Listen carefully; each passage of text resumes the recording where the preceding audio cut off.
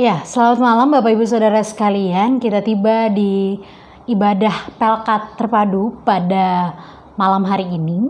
Dan ini merupakan ibadah Pelkat terakhir di tahun 2020. Ya Ibu Bapak Saudara yang terkasih dalam Tuhan kita Yesus Kristus, beberapa hari terakhir ini berita tentang kasus korupsi 17M yang melibatkan Menteri Sosial Juliari Batubara sungguh menyita perhatian publik. Banyak orang yang menyerang sang menteri yang melakukan tindakan tercela itu, bahwa tidak sepatutnya di tengah pandemi yang mengancam perekonomian pada saat ini, saat orang-orang berjuang untuk bertahan hidup, ia justru mengkorupsi dana bantuan terhadap masyarakat. Tidak dalam upaya membela atau membenarkan perilaku yang dilakukan sang menteri, atau dalam upaya membungkam setiap komentar-komentar kita terhadap tindakan yang ia lakukan.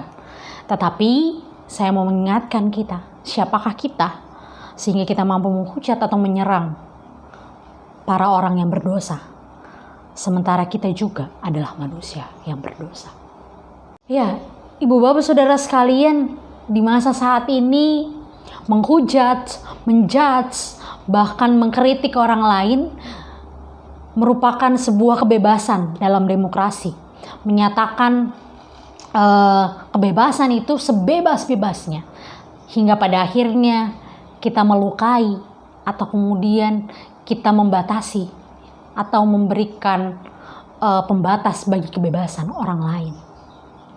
Menyampaikan pendapat, menyampaikan saran, itu menjadi hal yang penting dalam kehidupan bersama dengan orang-orang di sekitar kita.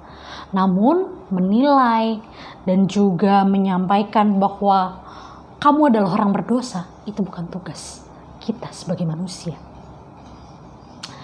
Ini juga yang kemudian dilakukan oleh orang-orang Farisi ketika melihat Yesus mengampuni dosa orang yang lumpuh. Orang-orang Farisi ini berpikir dalam hatinya bahwa Yesus telah menghujat Allah dengan melakukan pengampunan dosa. Mereka menilai bahwa ketika Yesus mengampuni orang yang lumpuh dan juga mengampuni dosanya, ia telah melakukan pelanggaran terhadap Allah. Namun apa yang kemudian Yesus lakukan? Ia menyatakan kekuasaannya lewat mengampuni dan juga berkata, bangunlah, angkatlah tilammu dan berjalanlah. Yesus menyatakan kekuasaannya sebagai anak Allah yang mampu mengampuni dan juga memulihkan. Dan dari kisah Yesus yang mengadakan pemulihan dan pengampunan di depan orang-orang Farisi ini, kita hendak belajar tentang kuasa Yesuslah yang mampu mengampuni dan menilai dosa seseorang. Sebagai manusia, kita tidak punya hak apalagi kuasa untuk menilai dosa seseorang. Hanya Yesus sendirilah yang mampu dan juga mempunyai kuasa dan berhak menilai dosa seseorang. Dan ketika Yesus telah bersedia mengampuni dosa-dosa yang manusia lakukan, maka kita juga diminta untuk hidup seperti orang lumpuh tadi, yaitu memuliakan Tuhan lewat setiap langkah kehidupan beriman kita. Tidak dengan mudah menilai atau menjudge orang lain berdosa tanpa melihat atau melirik apa yang menjadi pergumulan kita, apa yang menjadi dosa kita.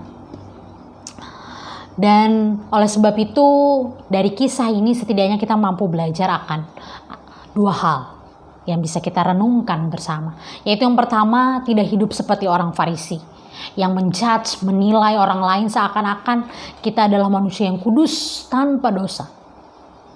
Malam hari ini kita bersama diingatkan bahwa kehadiran Yesus di dunia ini adalah untuk hadir bagi setiap kita yang berdosa. Yesus tidak akan hadir ketika semua manusia adalah manusia yang suci, kudus, tak bercela. Kehadiran Yesus menjadi sama dengan kita sebagai manusia adalah bentuk Dia mengampuni setiap kita. Adalah bentuk bahwa kita adalah manusia berdosa, dan sebagai sesama manusia yang berdosa, kita hendaknya saling mengingatkan, bukan menjudge atau menilai orang lain adalah orang yang berdosa. Menjadi lebih baik ketika kita memfokuskan diri menjadi manusia yang lebih baik dan senantiasa mengingatkan orang-orang yang berbuat dosa. Dibandingkan kita membicarakan, mencemooh, bahkan menyerang para pelaku dosa lainnya. Mari menjadi manusia yang lebih baik dan tidak terdorong untuk menilai para pendosa lainnya. Hal kedua yang senantiasa dapat kita lakukan dan kita renungkan pada malam hari ini adalah mengaku segala dosa dan kesalahan kita. Dan juga kemudian bersedia untuk melakukan pertobatan dalam hidup. Dengan memuliakan Tuhan yang adalah Sang Pengampun. Belajar dari orang lumpuh yang diampuni serta dipulihkan, kita kiranya dapat membawa segala kesalahan dan pelanggaran kita kepada Tuhan. Dan memohon pengampunan hanya kepadanya. Kiranya kita tidak lagi mengeraskan hati kita untuk terus hidup dalam dosa.